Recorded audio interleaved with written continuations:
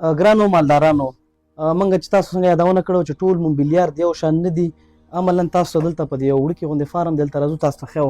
دغه رور چې خپلې غوا ته یو محلي غوا ته د لر سپین غر شرکت د کوپکس موبیلیار د افغان په نامه باندې تخمي ستن کړې وه چې په نتیجه کې دغه غوا زیږېدلې وه چې اوس په غوا باندې تبدیله شوې خوسی وم. بیا همدغه غوا ته چې دی د لر سپین غر شرکت د امپاسیبل په نامه باندې تخمي ستن الکا شوې وه چې په نتیجه کې دغه خوسی زیږېدلې وه چې اوس بیا دې چې کله ور راوړلو نو د یو ډاکټر په واسطه باندې چې دې ته ویل شوي چې دا د لر سپین غر شرکت د کوپکس موبیلیار ستن ده غولولي نو یو نامعلوم موبیلیار دې ورته الکا کړي چې په نتیجه کې دغه بچی لاسته راغلی چې دا هم د 7 میاشتو ده. نو که تاسو هم غواړئ چې غواګانو نسلونه په منظمه اصلاح کړئ نو باید د نسل په اصلاح کې باید تاسو ډېر دقت وکړئ ځکه دوی ته ویل شوي چې دا د لر سپین غر ده خو دا هیڅ هغه خصوصیات چې د کوپکس موبیلیار لري پکې نه ښکارېدل کېږي ځکه اول نسل تاسو وګورئ بیا ورپسې دویم وګورئ او بیا دریم وګورئ. نو د الکا په وخت کې تاسو باید ډېر زیات دقت وکړئ. همدارنګه د کوم مربوطه ډاکټر چې تاسو ته درځي خالي نیچه ترې نه واخلئ رسید ترې نه واخلئ. همدارنګه کولی شئ چې بیرته موږ ته د شرکت د وټساپ نمبر ته یا مسنجر ته هم راولېږئ موږ به پرې تصدیق کړو درته. خو ستاسو څخه هم هیله داره چې 8-9 میاشتې خواري کوئ او نسل هم په منظم شکل را روان کړي نو کوشش وکړئ چې په همغې نسل کې چې دی مخې ته لاړ شئ نه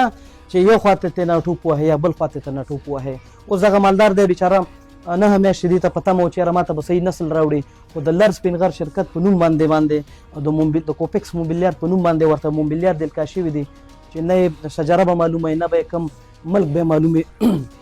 او یو ستن ورته الکا شوي ده. په نتیجه کې دغه خوسی راوړه چې دا هم د 7 میاشتو ده. په 7 میاشتو کې د لر سپین غر شرکت د تخمي ستنونه چې کومې خوسی زیږېږي هغه بیرته په الکا کېدو باندې راځي.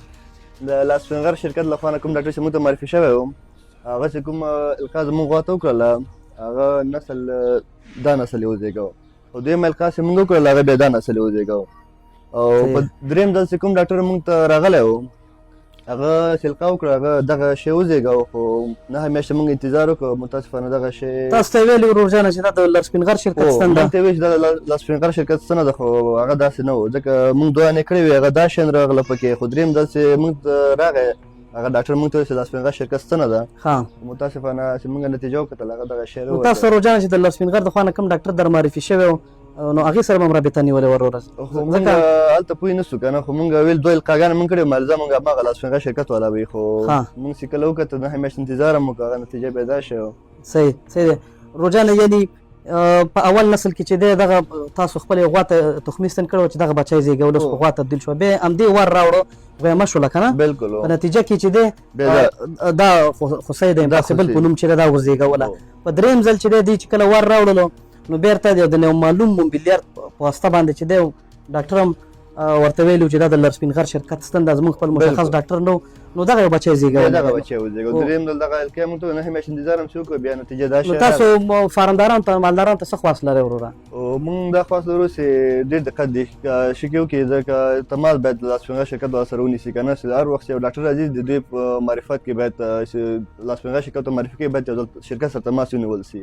ګرانو مالدارانو که تاسو هم غواړئ چې د غواګانو نسلونه مې اصلاح کړئ نو په ډېر زیات دقت څخه کار واخلئ او دغه کوره کومه غوا چې ښکاري دا اول نسل دی اف یو صحیح شو. په دې کې هم تاسو نسل وګورئ په دې دویم کې هم تاسو وګورئ صحیح ده چې څومره انتقال شوی ده چې موږ ویو چې ټول موبیلیار د یو شان نه دي عملا نتیجه یې دغه چې اول نسل دویم نسل او بیا ورته یو نامعلوم موبیلیار دی ناخالص موبیلیار د الکا شوي دي چې دغه نتیجه ده چې هیڅ د مالدار رضایت نه لري ورباندې و زموږ 8-9 میاشتې زموږ ضایع شولې او زموږ د فارم چې دی مخه یې ونیوله د نسل اصلاح. نو که تاسو هم غواړئ چې د غواګانو نسلونه په منظمه شکل اصلاح شي نو کوشش وکړئ چې د لر سپین غر شرکت د خالص موبیلیار نسل کوم چې د موبیلیار د منشأ ده د هغې نه استفاده وکړئ.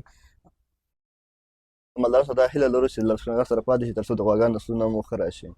ډېره مننه روزانه. نو ګرانو مالدارانو تاسو د مالدار خبرې مو اورېدلې چې اول نسل هم ښه صحیح لاسته راغلی او دویم هم چې تاسو ته په ویډیو کې ښکاري ښه صحیح په منظمه شکل د لر سپین غر د کوپکس موبیلیار سره اصلاح شو. په دریم نسل کې چې دی یعنې دغه غوا ته چې دی د لر سپین غر په نوم باندې یو غیر اصلاح شده موبیلیار